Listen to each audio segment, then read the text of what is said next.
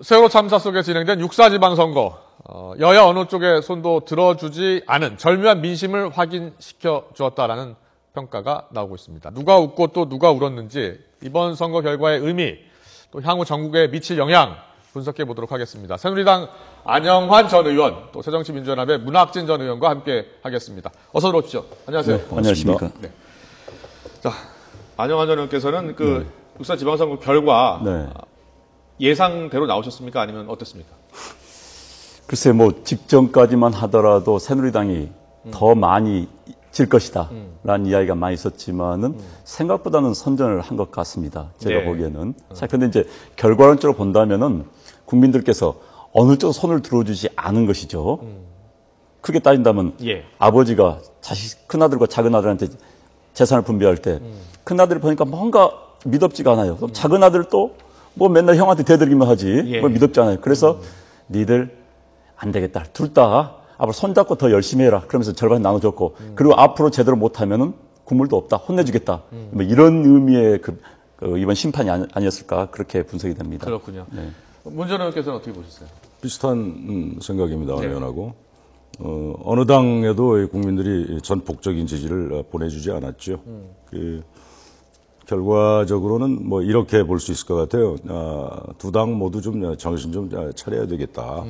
그런 메시지를 국민들이 던진 것이 아닌가 저는 그렇게 봅니다. 예.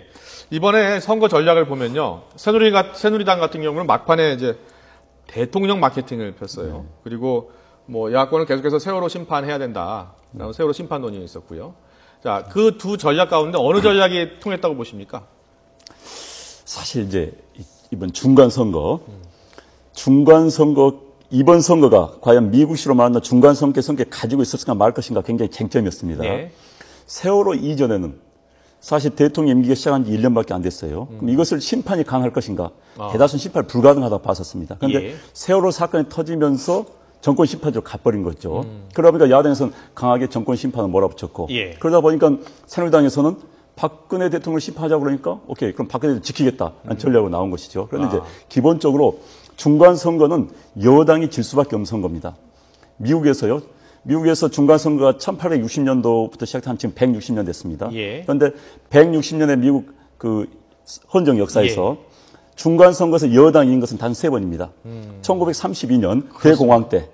그러니까 대통령 주식 탄압을 해야 된다 할 때. 그다음에 1998년 클린턴 정부 때 굉장히 미국 호황일 때. 그다음에 2002년 9.11 테러 직후에 부시 대통령 중심으로 뭉치자 딱 3번밖에 없어요. 중간선거는 기본적으로 여당한테 불리한 선거입니다. 우리나라에서도 지방선거가 여러 차례 있었지만은 지방선거에서 여당이 이긴 것은 98년 김대중 대통령 때입니다. 그때는 묘하게 98년 2월에 정권이 출범했어요. 6월에 선거가 있었어요. 그러니까 심판이 안 된 겁니다. 그러다 보니까는 김대중 대통령 때 승리했을 뿐이지 모든 지방선거는 다 졌습니다. 그런데도 이제 불구하고 이번에 여당이 선전했다는 것은 야당이 추구했던 중간선거적인 성격 자체가 크게 부각을 하지 못했다. 이렇게 볼 수 있는 것이죠. 여긴 또 박근혜 대통령에 대한 인기가 어찌됐든 50% 이상을 유지했었습니다. 선거 전에. 그런 게 많이 작용했고 새누리당은 또 그것을 알고 있었기 때문에 박근혜 마케팅을 했고 그랬던 것이죠. 그래서 이번 세월호 심판론이 먹히긴 먹혔지만 크게 먹히지 않았다. 그렇기 때문에 또 중간 평가라는 성격은 생각보다 약했다. 그렇기 때문에 양당의 균형을 이루지 않았는가 이렇게 생각이 됩니다. 그렇군요. 문학진 전 의원은 어떻게 보셨어요? 이번 지방선거가 야권에 좀 더 유리했다라는 평가가 많았었거든요. 그런데 뚜껑을 열어보니까 지금 거의 비슷하게 나온 거거든요. 세월호 참사라는 정말 미중유의 사태가 아직도 진행 중 아닙니까?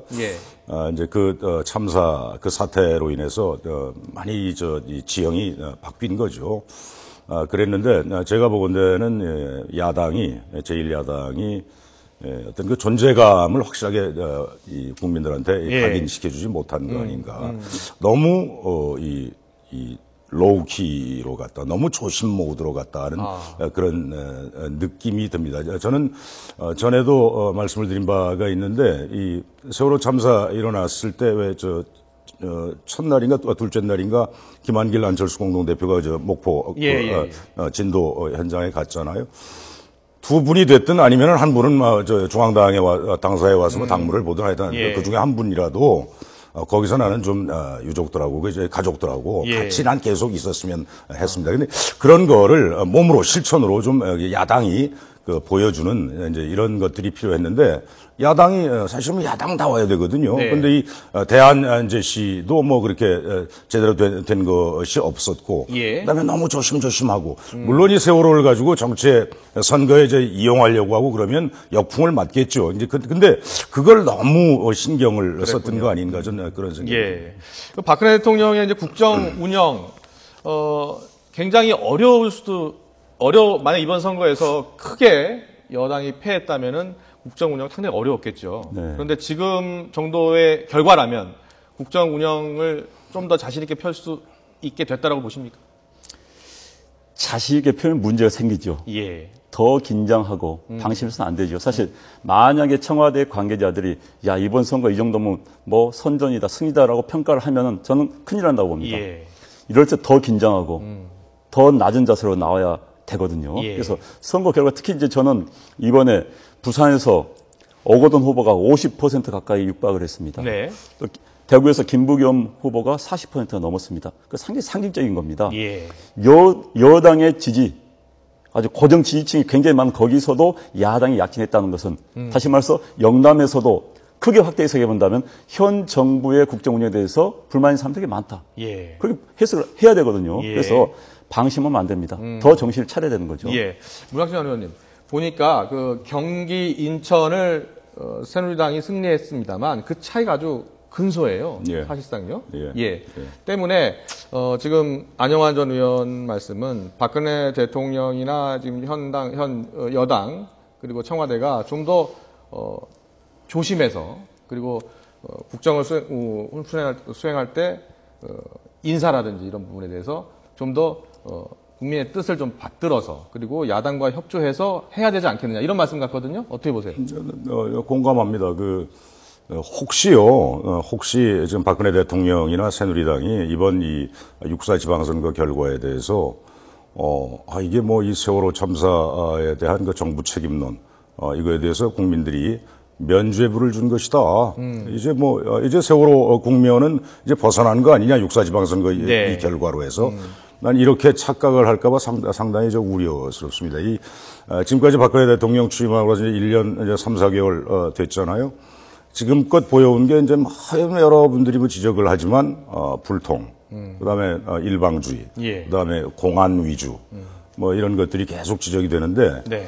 이게 계속 그냥 그 모드로 가도 된다라고 국민들이 이번에 뭐 면허를 내준 것 같은 이렇게 난 착각을 하고 그렇게 갈까봐 걱정스럽습니다. 예. 일단 뭐 총리 지명부터 시작이 될 것 같아요. 그렇죠? 네. 총리 지명을 누구를 하느냐가 아주 중요하겠죠. 이번 선거 좀 분석을 좀 해보도록 하겠습니다. 서울부터 한번 해보도록 할게요. 박원순 시장의 득표력이 상당했어요. 특히 송파 그렇죠. 그렇죠? 네. 그 강남 3구에서도 상당수의 표를 얻었거든요. 네. 그래서 향후 이 야권의 대선 주자로 급부상했다라는 평가인데 그렇게 보십니까? 그렇죠. 일단 어찌됐든 서울은 빅매치였습니다. 예.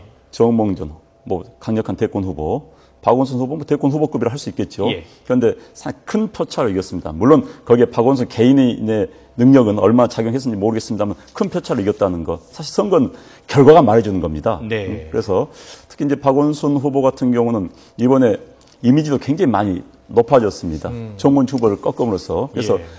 강력한, 특히 야권 내에서 강력한 대권 후보가 됐다. 특히 이제 안철수 현 대표와의 굉장한 어떤 라이벌 관계 될 수가 있었는데 안철수 후보가 이번에 제가 보기에는 살신성인하면서 망가졌습니다. 예. 솔직히 안철수 만약에 예. 그 대표가 민주당에 그래서 새 정치를 만들지 않았더라면 지금의 새 정치는 어떻게 됐을까요? 제가 보기에는 고 노무현 대통령의 잔당, 김대중의 잔당들 모인 그런 당으로 이미지가 끝났을 수도 있습니다. 예. 그렇지만 안철수라는 사람이 들어감으로써 어찌됐든 등치를 키우고 비틀거리지만 공룡을 하나 만들어놨습니다. 그래서 이번에 전국 선거까지 임할 수 있었거든요. 네. 그런데 안철수 본인은 이번에 공천 과정에서 또 그렇고 그런 구체 정치인 중에 하나를 전락할 위기에 있는 겁니다. 예. 그러다 보니까 안철수는 많이 죽은 대신 박원순 이른바 시장이 또 후보가 굉장히 올라가 버린 격이죠. 그래서 상대적인 위치를 굉장히 선점을 한 상황이 있습니다. 특히 이제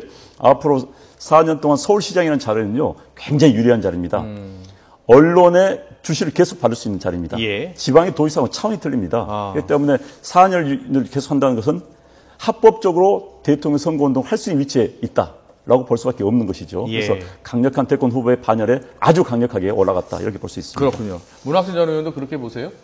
저는 이번 서울시장 선거 지켜보면서 정몽준 후보 경우는 거의 완전히 자살골 시리즈를 하는 것으로 거의 뭐 참여를 했다 이렇게 보고 벌써 그 선거운동 기간이 10사흘인가 뭐 이거밖에 안 됐잖아요.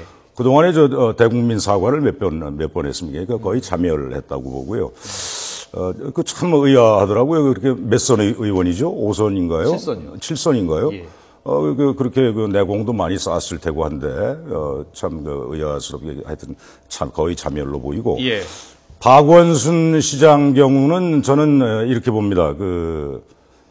이분이 말하자면 전통적인 의미의 어떤 그 기성 정치인과는 완전히 다른 포맷으로 보이고 있거든요. 국민들 눈으로 보이기에는. 그러니까 당내에서의 어떤 세력 싸움이라든가 이거하고는 거리가 멀죠. 이 사람이 정치권에 들어온 지가 지금 고작 한 2, 3년밖에 안 되지 않습니까? 국민을 상대로 해서 시민을 상대로 해서 직접 이 정치를 하는데 우리가 이렇게 지켜보기에는 정말 아마추어 같이 이렇게 보이면서 근데 내용적으로는 진짜 프로페셔널이다 이렇게 봅니다. 그 하는 그걸 기법이라고 얘기해서 어떤지는 몰라도 하여튼 결과적으로 비치는 게 기성 정치인과 다른 그런 모습을 보여서 저는 지금까지와 같은 이런 모드로 박원순 시장이 계속하면요 정말 강력한 주자가 될 가능성이 있다 이렇게 봅니다. 다른 시도지사는 좀 어떻습니까? 지금 경기도지사나 또 경남지사. 그런데 이제 언론에 보면 이번 선거 나오니까 이번 시도지사에 당선되신 분들이 잠룡이 됐다. 그런데 상당수는 잠룡으로 끝날 가능성이 높습니다. 용은 올라가야 되지 않습니까? 비룡이 돼야 되는 겁니다. 비룡이 아닌 잠룡으로 끝날 가능성이 높습니다. 왜냐하면 시도지사라는 게 굉장히 일단 중앙정치는 멀어집니다. 물론 행정 경험은 쌓을 수가 있겠지요. 중앙정치는 그러니까 언론의 관심은 멀어지는 겁니다. 그러다 보니까는 김문수, 손학규, 특히 김문수 지사 같은 경우는 정말 대권 후보, 오래전부터 대권 후보 이야기하면서 부각시키려고 했지만 아직까 인지도가 굉장히 낮습니다. 왜? 언론이. 그래서 김문수 지사 같은 경우는 가끔 국회 기자실에 와서 기자회견을 합니다. 경기도 지사가. 서울에서 써준 기사는 먹히기 때문에 이런 단점이 있거든요. 또 하나는 국민들이 행정 경험은 높이 삽니다. 그러나 지사와 다르게 국가적 지도자는 국가적 이슈에 대해서 목소리를 낼 수 있어야 됩니다. 그 지방에서 지사한다는 국가 이슈에 낼 수가 없습니다. 지방지사 국가적 이슈에 목소리를 내면 국민들이 이렇게 합니다. 너 일을 하지 않고 뭐하는 이렇게 되거든요. 가끔 홍준표 지사가 하도 국가적 이슈에 목소리를 내고 싶으니까 트위터에 가끔 이상한 말도 올리지 않습니까? 그런 조바심이죠. 그래서 지방지사는 국가적 이슈에 목소리를 내지 못하고 언론에 부각되지 않는 이상 밀려날 가능성이 매우 높다. 그래서 이제 본인들이 내공을 더 쌓아야 되겠죠. 내공을 쌓으면서 지방 행정을 넘어서는 뭔가 지도자의 모습을 보여줄 때 진짜 비룡이 될 수 있지. 그렇지 않으면 되게 잠룡으로 끝날 가능성이 매우 높습니다. 그렇군요. 그렇다면 여권의 대선 주자급 인물이다. 지금 그럼 누구 있는 겁니까? 그러면 지금 현재 일단은 현재 중앙정치에는 김무성 의원이 지금 있고요. 또 이제 김문수 지사가 이제 지사를 그만두고 이제 중앙정치 무대에서 뛰려고 하겠죠. 물론 보궐선거에 나올지 안 나올지 모르겠습니다만 일단 두 분. 그런데 현재 지금 여론조사 기관에서는 대권 후보를 넣을 때 보통 김무성, 김문수, 정몽준을 넣습니다. 현재 정몽준 의원이 이제는 후보지만요. 후보가 이번에 현재까지 1위로 나왔죠. 여권 내에서 3명이. 그런데 이제 이번에 상처를 많이 입었기 때문에 앞으로 어떤 결과가 나올지 모르겠습니다만 현재 드러난 것은 김무성, 김문수 두 김이라고 그럴 수 있죠. 또 공교롭게 MS가 됩니다. 무성, 문수. 그래서 일단 현재 부각된 상태로 볼 수 있겠죠. 알겠습니다. 문학진 의원은 지금 여권의 강력한 대선 후보급 주자 누구를 뽑으실 여권이요? 여권이요. 저쪽 새누리당이요? 새누리당 제가 이렇게 보기에 감이 누구냐 이제 이런 질문이죠. 그렇죠. 지금 누구 얘기했죠? 김무성, 김문수 또 누구요?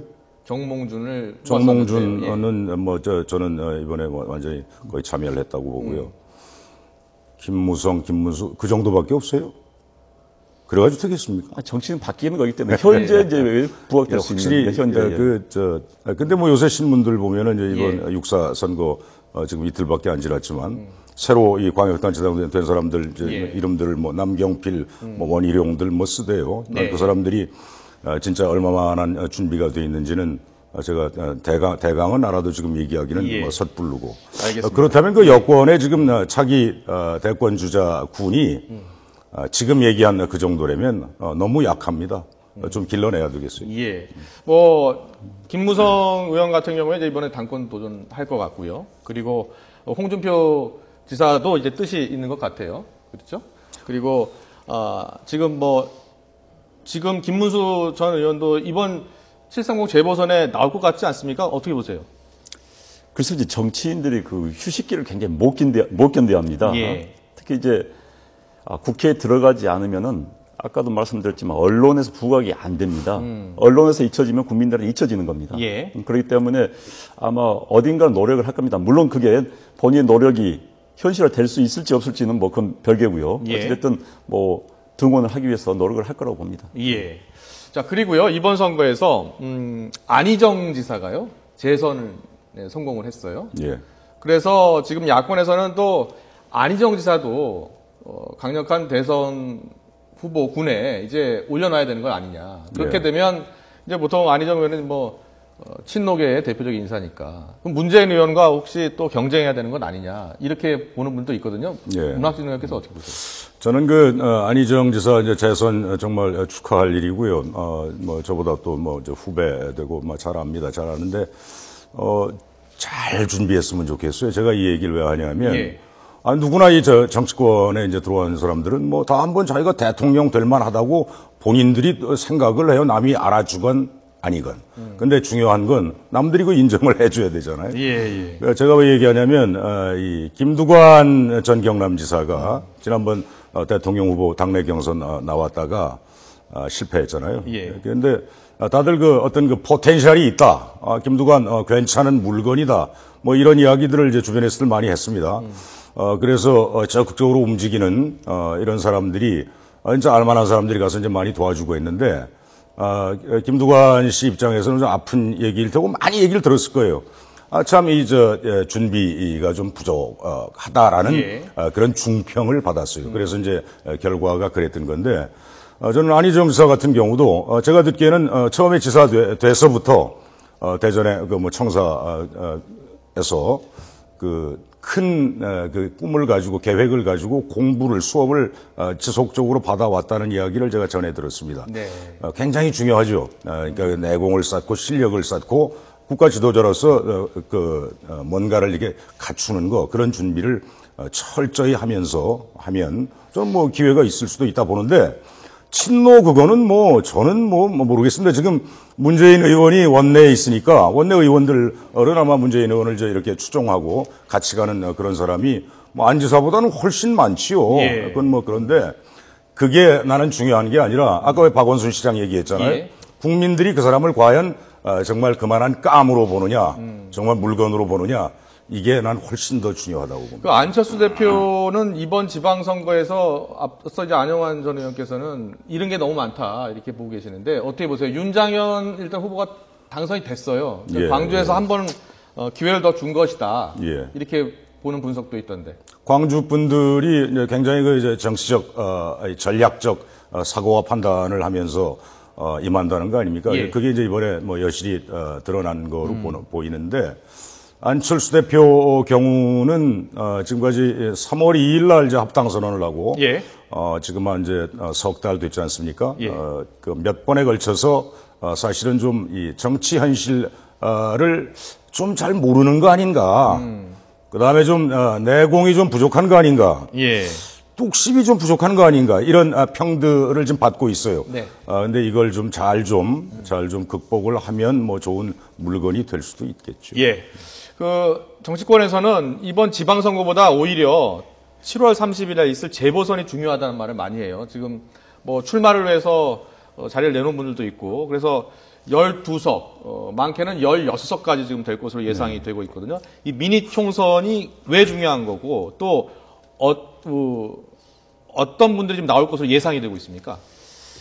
이제 그 선거가 커지다 보니까 이게 또 하나의 중간 평가, 중간 선거가 될 가능성이 높습니다.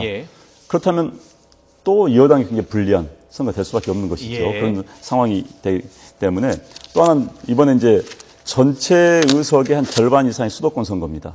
수도권 선거는 영호남 선거는 솔직히 별 의미가 없습니다. 공천에 의해서 결정이 나기 때문에. 그런데 이제 수도권 선거가 많기 때문에 다시 한번 민심을 재는 그런 게 될 수가 있겠죠. 사실 이번 그 지방자치 선거는 좀 애매한 부분이 많았습니다. 이래서 뭐 0.몇 % 차이로 이쪽에 넘어갔다면 그걸 민심을 이긴 쪽이 모든 걸 다 가졌다고 할 수는 없지 않습니까? 그래서 다시 한번 정리를 해주는 그런 의미가 있기 때문에 굉장히 중요하다. 게다가 또 하나는 이게 집권당의 새누리당이 과반 의석을 뺏길 수 있느냐. 국회에서의 과반 의석을 뺏긴다는 것은 솔직히 시장, 군수, 도지사, 시장을 다 뺏기는 것보다 훨씬 큰 의미를 가지고 있는 겁니다. 그렇기 때문에 그런 의미에서 굉장히 큰 의미를 가지고 있다 볼 수 있죠. 문학적으로도 짧게 한번. 7월 30일 재보선은 뭐 대접전이 되지 않을 수 없을 겁니다. 향후 전국의 이제 분수령이 될 것으로. 육사 지방선거가 지금 이 결과가 말하자면 좀 어정쩡하게 나온 거 아닙니까? 그렇게 나왔기 때문에 7월 30일 재보선이 엄청난 접전이 될 거고 지금 아마 그 선거 나가려고 지금 원외에 있는 사람들 저 안 의원도 그렇고 저도 그렇고 원외에 있잖아요. 원외에 있는 사람들 쫙 보고 있는 사람들 뭐 수도 없을 겁니다. 알겠습니다. 여기까지 듣도록 하겠습니다. 새누리당 안영환 전 의원 또 새정치민주연합의 문학직전 의원이었습니다. 잘 들었습니다. 고맙습니다. 네, 고맙습니다.